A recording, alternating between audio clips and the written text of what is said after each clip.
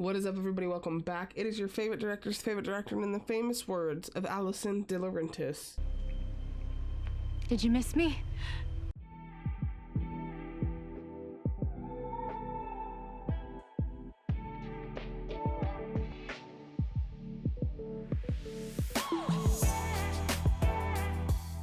Welcome back.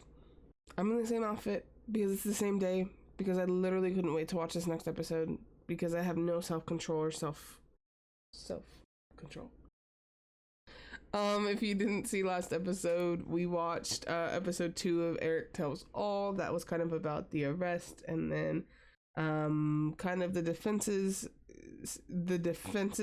kind of case versus the prosecution's case in the first trial. And it was tough. It was a lot to deal with. We did get a special guest appearance by Tammy Menendez, aka Erik's wife, so that really made it did it for me. It did everything that I needed it to do. Okay, so that's all I cared about. With that being said, we are moving on to episode 3, and it looks like this is going to be about Lyle taking the stand and that first trial. So yay. It's tough to hear, so we're gonna get through it together. With that being said, it's the perfect time to ask, how are you doing, how are you feeling, how is your mental health? I hope that you're finding peace in this crazy world, especially right now. As always, you can find anything that I'm watching prior to the release day on YouTube in my Patreon, so go check that out if you would like to. There's a lot more other things over on my Patreon, like opening statements, like the trial itself will all be coming out on my Patreon as time goes on. If you want to see more of me outside of this, follow me at I am the spiritual director on pretty much anything. Outside of that, let's jump right in, because I'm not going to sit here and waste another minute. If you're new, welcome. If you're not new, you know what that means. Pull up a chair, lay in bed, grab some snacks, and let's watch it. Mr. Smith, I gather you didn't like Mr. Menendez. I said, Mr. Menendez made no effort to be likable. Oh, what a line. I didn't want to look like a horse's ass. He was the harshest person I'd ever met. What was wrong? Nobody liked him. And nobody else, coming out on the other side and saying, no, that's not true. It's okay. All 51 witnesses are lying. The terror that I went through and sort of be able to experience that for the jury is my relatives. Were they ever allowed to just go splash around and play with the other kids? No. Leslie presented God, it's so miserable. relative after relative and friend after friend and associate of the family testifying about the traumas that they witnessed, the terror that they saw me go through. No, because this was a slam dunk case for the defense. Some of them I didn't even remember, and that's part of the point. I was hearing them for the first time. I lived them, but I don't remember all of the things that happened to me when I was a kid. That's so crazy. Also, Erik, I just muted it because this is the intro, but also Erik is a nail biter, and I know that it doesn't seem like a big deal, and I know that it sounds so stupid, but I was looking at his fingernails and they're like down to the nub. So are mine, but that's not the point right now, okay? It just tells you how stressed out he was, because usually it can be a compulsive thing, like you don't necessarily mean to do it, but if it's a compulsory thing, or if you're stressed out, it's kind of like it helps you cope, I guess is a good word. I think it's interesting that he was hearing stories for the first time about how brutal the abuse actually was. Was the coach, after teaching them for 5 years, giving him this advice? He just said I was naive and that I was fired. Checks out. I'm in the bedroom, and my father comes in, and he says that he's going to rub me down and give me a massage. I don't think anything of it. So, Almost a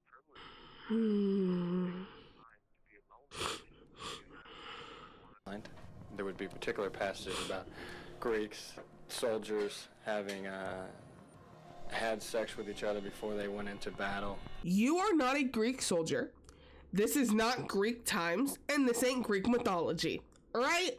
I don't know why that has to be said. I don't know why we have to do that. I don't know why we have to do like the little talk explanation thing. Like, even if the Greeks were having sex, it was a different time. And they weren't related. And both of them could consent. I don't know why those things need to be talked about. I don't know, I don't understand why that has to be something that has to be explained. The two boys and Jose would go into the master bedroom and the door would close. And we're taking the boys for a shower. Well, I found it to be kind of strange because I felt they were old enough. A couple of things here. My nephew is 5 and he doesn't like to shower by himself. And there was a long time where he wouldn't shower. He didn't like water on his head. It felt weird for him. But he doesn't like to shower by himself. So if I'm over and he's showering, I'll go in there and I'll stand in there and I'll kind of talk to him. But guess what is so crazy? Guess what's so crazy? The door is open. The door's left open. Because why would I I don't want to go in and shut the door. I don't want to be in the bathroom with the steam and stuff. I don't want to have to deal with that. So we leave the door open. So I just find it interesting. I just find it so interesting. And it's not because I'm not saying that because I'm trying to like refute the fact that like they could have been doing anything else. It's just kind of like common, like a common thing, right? Like that's what we normally do. So it's like, if you're hearing these stories, I don't even understand how you could potentially think that that's normal. No, that's not normal, especially when we're talking 12, 13, 14 years old. Come on. And then Kitty will always be the bane of my existence because you were the one navigating people. You were the one moving the pieces around on the chessboard. No, you can't go up there. No, you can't go in there. Oh, he said something. Come here. Let me talk to you. Like she was like the puppet master. That is why I feel like she was worse than Jose. Rules about what you could do when one of the boys was sent down the hall and Jose went into the room with him? You couldn't go down there. I mean, you were... It came all the way down to not being allowed to cry. He's so adorable. To express pain. Oh, the haircut. What would happen when I expressed pain? The shame, or I would get hit for that. The shame of having pain is so sad to me. Throw him off the boat as a young boy. He could hardly swim. And then the father would row back to shore and tell him, "You're on your own." I didn't, when every episode I say this, I just didn't think he can get any worse, you guys. I genuinely didn't. Like, if you find me talking less, it's because I'm trying to process faster for you, and I'm doing my best to do so. This, I know this. This is a common thing. For a lot of parents, this was a common thing. I'm going to throw you in the pool and you're going to have to do it yourself. You'll survive. Except we're not talking about a confined space of a pool where I can just jump back in, or I can jump in and save you if you need me to. We're talking you throw them, you push them off the boat, and then you go back to shore. How is this not attempted murder? One of the things that my dad would do, he would show us the pressure points, and he would have Lyle do the pressure points on me, and it would hurt. And he would have Lyle continually do it.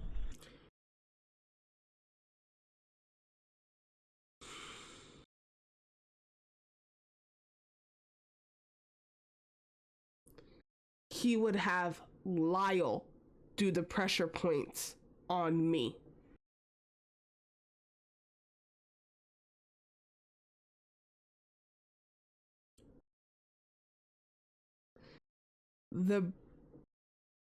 The relationship that was developed between those boys at such a young age was a hateful relationship.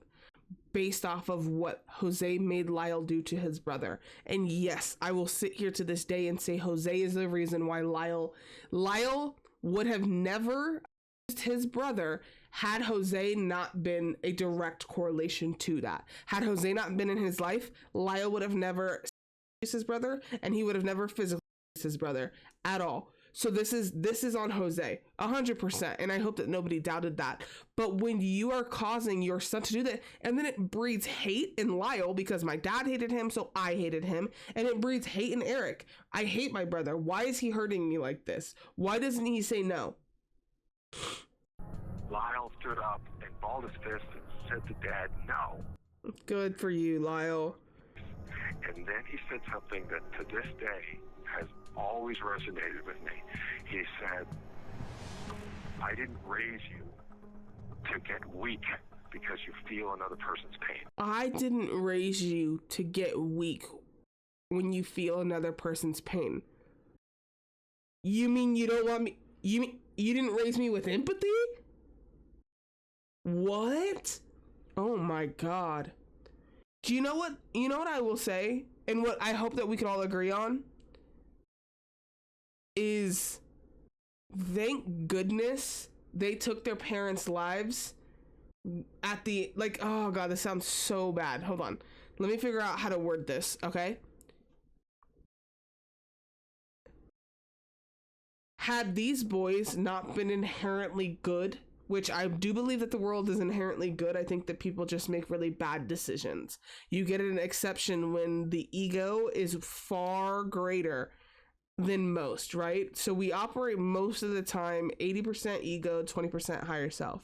But when you get to that 100% ego, whether it's super confident, whether it's super happy, whether it's angry, whether it's a psychopath, whether it's a sociopath, whether it's a narcissist, this is what you get, right? You get that narcissistic person. So what I'm saying is thank goodness that these boys stayed true to the purity that they were and the love in which who they are. Because imagine if instead of being and then continuing this cycle as far as like growing up and not fighting back against their dad and kind of taking it and then being raised by him and listening to what he was saying, we would have had 2 serial killers on our hands. Genuinely. 3, technically, with Jose, but he's raising them to not have empathy. Okay, you're kind of developing, you're trying to almost develop a psychopath or a sociopath, and that is terrifying. But we can all agree on that, right? Like, we can agree that that's a possibility of what could have happened had these boys not just been inherently true to their spirit. Ooh, that is terrifying. Did you include in there the being held underwater during swimming? Yes. Did you include the being trapped in the shower with the hot and cold water? Jesus. Yes. It's like waterboarding. Jose was in the corner of the swimming pool teaching Erik to swim, and his method was holding him underwater. This was supposed to make his lungs strong. He's a kid. Why does he need to know this? Just before he thought I was going to pass out, he'd lit me up. And it was supposed to be a training exercise, but it sure didn't come across that way. Well, it was torture. It wasn't a training exercise, it was torture. And what's weird is you were getting off on that. Correct. I mean, she realized that she could rip apart experts, she could embarrass experts, or she could present her own experts. What she said, what I really liked, what, I don't know what her name was, the lady said, she said she can rip them apart, she can destroy them, or she can call her own. And it's so interesting to see the dynamic of all 3 of those things, right? Like how she acts, how Leslie was acting with each of the experts. With Dr. Jerome, I don't even like saying doctor. With Jerome, she was just tearing into him. But with hers, she's just kind of like, and what did you find?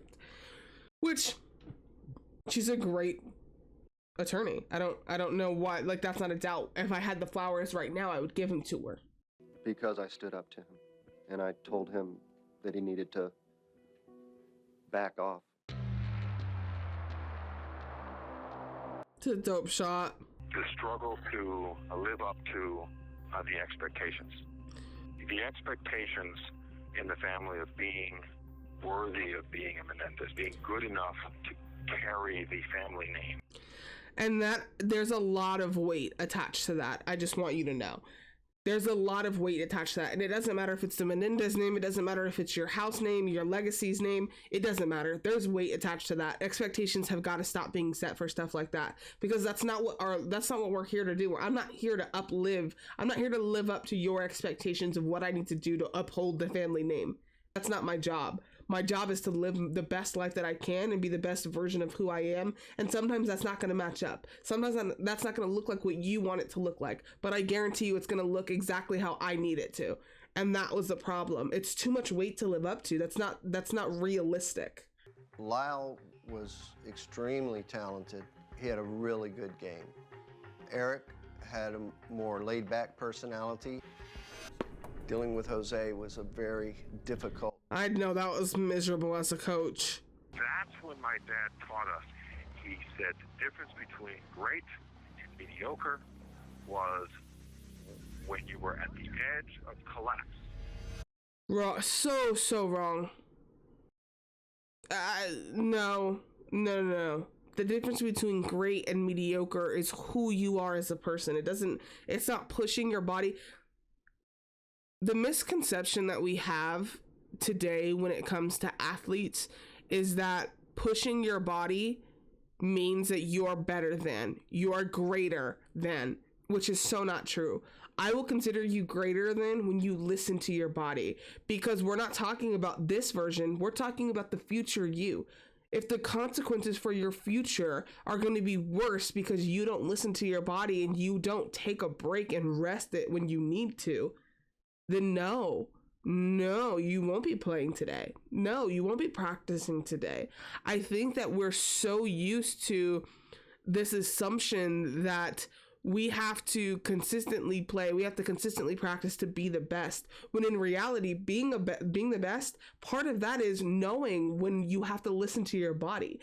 There's no difference than going and working out. You have to give your muscles time to heal, or you'll never properly put on muscle. It's no different than playing sports. You have to give your body time to heal, because if you don't, then one day you're going to go out there and your body's not going to be able to physically take it anymore. That's the way that works. So no, don't ever believe anybody when they tell you that you have to exhaust your body to its fullest extent for you to be great. No. The most common characteristic of kids who've sexually is a self-loathing, belief that they themselves are somehow to blame. Kitty was strange. I never saw them be nice to the kids. I never saw them give a hug. Them. I never heard them say I love you. Them. I never heard them say good job. Them. So she was quite aloof. Them. But she changed throughout the years. Her drinking was increasing. We started taking dishes from cabinets and started smashing them and breaking them. Kitty needs to get a hold of herself.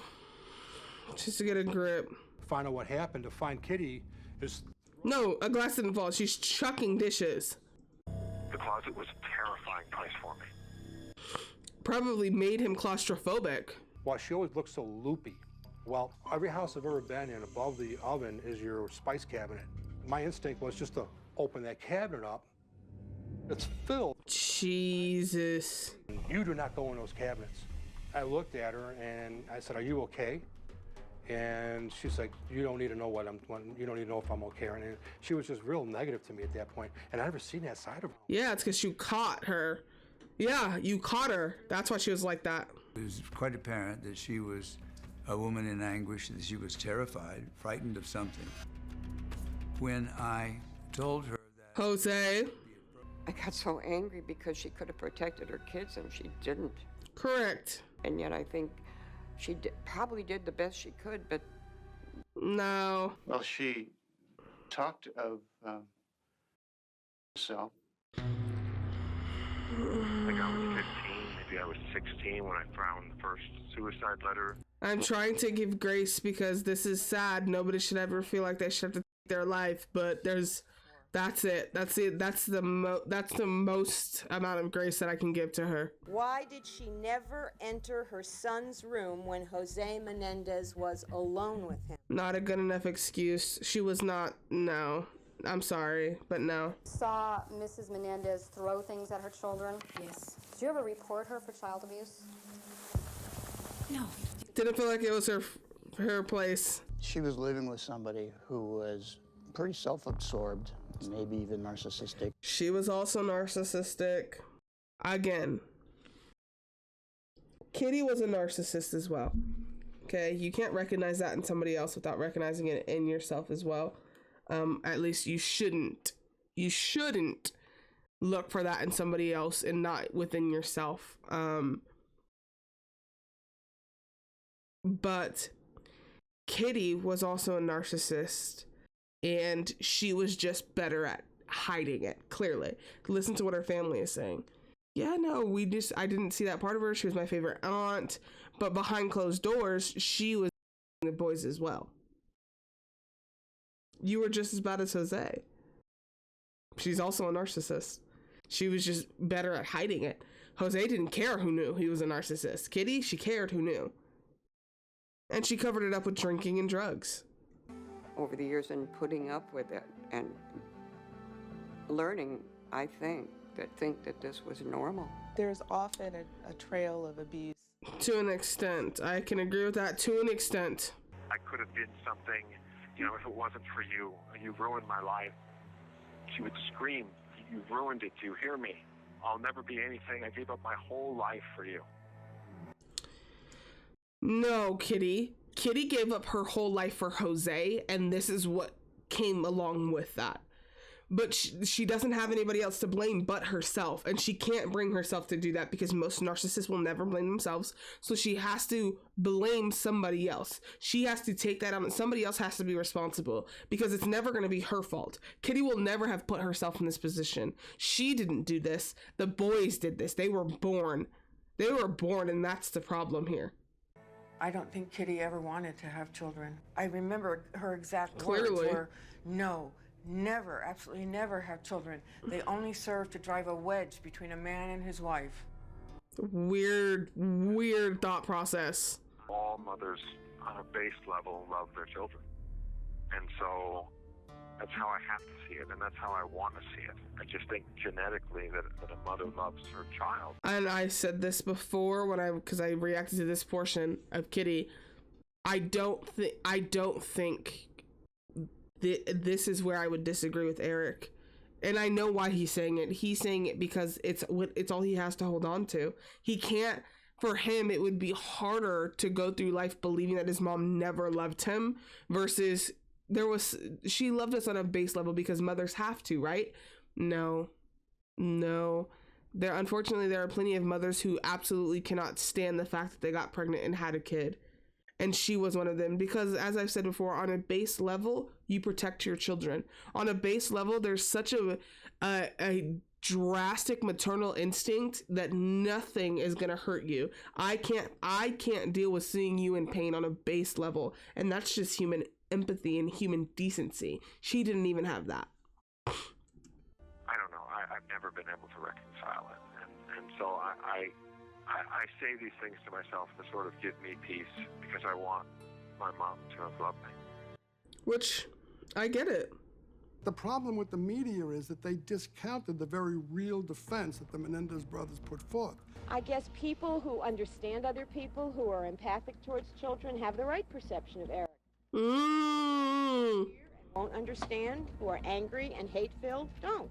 And suddenly for 5 minutes he starts talking about me and describing aspects of my case which aren't true. I was just sort of stunned by it. I remember one skit of John Malkovich when he was playing us on Saturday Night Live. I can't express enough how disgusting and how distasteful it is for all of this. This is all disgusting and distasteful. And what annoys me more is that now I've seen so many people walk it back. And I don't like the walking it back version. I don't like that. I don't care. I truthfully do not care that at the time when this was happening, there was a certain energy and there was a certain vibe, and this is how people felt about them. And now that times have changed, and now that more things have come to light, everybody, like, I don't like that idea, like, well, you guys are getting the full story. We didn't have all of this evidence and all that. You're a liar. You heard every single witness get up there. You heard them say in grave detail what happened to them, and you just didn't believe them. And then not only did you not believe them, you went and you made fun of what they were doing. Every single person, every single one. I hold Oprah, who was like, they weren't victims. They killed her. It was savage, and they killed. I hold you accountable. Absolutely. I don't care that you walked it back. I don't care that she did a story about used men at a young age. I don't care. And I don't care because I don't like, and you know what? Actually, I can say this. Thank goodness this is the time that I was born in. I was born in this time. I couldn't have been born in a different time. Like, I'm not going to sit here and feel bad because this is the time I was born in and I just happen to have all of it, and I was born in a place where we have empathy for victims. I don't understand it. I can't comprehend it. And you thought that it was funny to go out and just as now, Rob Schneider too. Yeah, I'm holding you to a real high standard, babes. With a parade of witnesses testifying to the behavior of this harsh family, you begin to get the context in its entirety. Then everything that the brothers said had happened. I didn't know that she wrote a memoir. And Kitty made it very clear that you did not go down the hallway to listen or go near that door. If I would have ignored my aunt, if I would have ignored Kitty. It's a lot of burden to put on yourself. One of the key witnesses on that, and she believed that something really weird was going on. Diane, yeah. Because of what I already know and how the threat that Jose gave them would be believed by them without question. I wished I had known. Oh. Because I would have protected him. And I should have asked. Yeah. It's a lot of burden, baby. That is a lot of burden to carry. That is not your responsibility. Like where they were? Yes, he did. Okay. What did he say about where the massages were? Well, he told me his father was massaging his. Jesus. There were family members who they had told before the murders, so that certainly helped them. Why would they have told those stories when they were much younger if it wasn't true? I don't think that child sexual abuse justifies murder. Nobody does. We're not saying that it justifies it, but there is a specific thing that should have happened. He would graphically describe to me how he would kill me if I ran away. There was a look in his eyes. But they weren't in fear for their life. I'm so confused. Isn't that being in fear for their life? Is that not being in fear for their life? I didn't have anyone to talk to. Andy was the one person that I had spoken to and asked him if things like this were happening to him. Are those the letters that are just now being put into evidence? I swear on everything that I love that if these letters were not released at that trial and they had them, I'm gonna fight everybody, which I doubt. I highly doubt. If Leslie would have had these letters at the time, I fully believe that she would have used them. So I'm assuming these are the letters that are just now getting brought to light. And it kind of hits them like, this isn't really right. Or maybe they don't know until later when they talk to their closest friend, like, well, your dad doesn't do this to you, or does it? Because for a while, you just know that it's normal in your family, and then you get into a different environment. Yep. To a hushed courtroom, 25-year-old Lyle Menendez gave his first public account of that summer night in 1989. No. We would be in the bathroom. Have oral sex with him.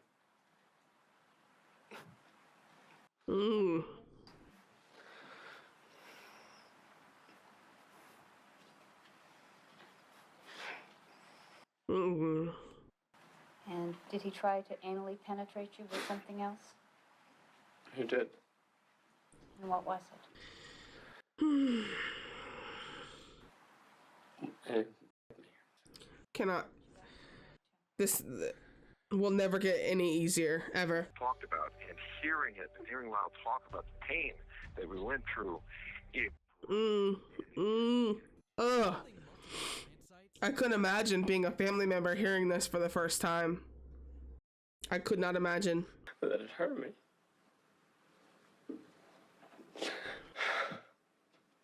And he said that he didn't mean to hurt me. Fucking pathetic. Cannot stand Jose. How can you not feel something when you're hearing this and you're seeing this? I thought the testimony was compelling. Oh, don't. Watching Laurence Olivier. I cannot stand her. I cannot stand her. I cannot stand her. I cannot stand her. I cannot stand her. Brothers are good actors. They would put Marlon Brando to shame. This is not the kind of They'd put everybody to shame. Performance that even a great actor can pull off. No. Crying and sobbing, and the jurors were, some of them were crying also. And at that point I go, boy, we got some problems here. Boy, we've got some problems here. Versus, oh, maybe what we thought was wrong. Maybe what we thought we got wrong. I don't like that. I don't like when people are so set in a specific mindset and they won't budge. It's like talking to a brick wall. No matter what they say to these people, it doesn't matter. It's like, oh, wow, God, the prosecution's gonna have a real tough one after that. Huh? Am I right? Nothing? You don't feel anything? I'm more scared of the people who don't feel anything when they get up there. This was a very bad secret. They had been raised with the idea that they are not to tell anybody. And then all of a sudden, their deepest, darkest secrets. I love this woman. I love her. She's a great psychologist. Processing that as an individual, but you are processing that on a worldwide stage. Oh, wow. Hold on. Damn, what she said. Okay, hold on, because we're almost at the end. I'll talk about what she said after. A day where the truth got presented to the jury and the jury got to hear about the horrible things in the courtroom, you would think, well, that's a good day for the defense. That was a horrible day for us emotionally. Gut-wrenching. And then the grief that they shared really between each other, I think was extremely compelling. I mean, you can't make that up. You can't orchestrate. You literally can't make that up. I ran around and shot my mom. Where did you shoot her? In the street store, and I shot her close. And he just takes a deep breath and just sort of folds into himself. And he looks ashen gray. And I'm going to testify after him. So if he's breaking, then I don't know how I'm going to survive. This trial is almost too much. And I'm looking at him and I'm thinking, I'm not going to be able to do this. I'm not going to be able to do this. Okay. Oh. Okay. I have so many things about the first about the psychologist and what she said. What she said was, this was a horrible secret, and when it came out, they weren't just processing it individually. They had to process it with the world on a worldwide scale. And that is such a real thing. I think oftentimes when we're dealing with something so traumatic, and this is going to sound weird, but we have the privilege to deal with that by ourselves, right? We have the privilege and the ability to kind of hone in, right? Like you have your safe space around you, and you go in there and you deal with it by yourself, because sometimes that's the best thing for you to do. These brothers didn't have that opportunity. They didn't have the option to process it by themselves. They had the world processing it with them. And then on top of it, right? If so, we're going through something traumatic and a couple people know about it, fine. But if we're going through something traumatic and nobody knows about it, it's only us, right? We're the only people that are processing that. But if you're processing something traumatic and everybody knows about it, everybody's opinions start to fire, and then you can't process properly because you're trying to process what's happening. You're trying to come to terms with it. You're trying to decide, am I a bad person? Did I do a bad thing? Was this wrong? Was this right? And then you have the world saying it's wrong, it's right. We love them. We hate them. We don't want to be them. We want to be just like them. Like, we felt that. They felt that. They're not telling the truth. They are telling the truth. They weren't really sexually abused. They were sexually abused. So it's like you have all of these opinions flushing over you and you're trying to process it and you don't know how, because everybody is saying something, and the only opinion that matters, the only voice that matters is yours, and you can't hear it over everybody else. So that is one thing. But then I also got emotional when she said, "What did you do?" And he's talking about killing his mom, because you can see the regret in him in that moment. You can see the pain in him in that moment of, God, I wish we didn't do this. God, I wish we didn't do this, which testifies to the fact that they're empathetic. And as weird as it sounds to use for somebody who is in fact the killer, they cared. They felt remorse after. They were not these psychopaths who just didn't feel anything. That's not the case. Look at how he's breaking down. Sociopaths and psychopaths don't break down like this. They mimic breaking down like this, but you can tell when it's mimicked. It's just like, I don't get it. I don't get it. Oh.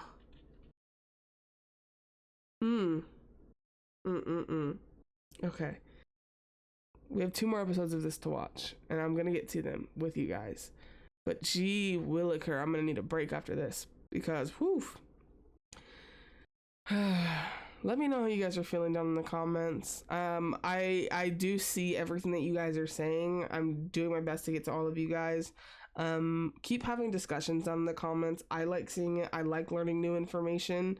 It makes me feel like I'm getting the full story. I don't ever want half of the story. I want the full story, and then I can base that. I can make my own assumptions and opinions based off of that. So that's the point here. With that being said, you know where to find me. I'm not gonna waste your time. You know where to find me. Be good to yourself, be kind to yourself, take care of yourself, and above all else, I love you.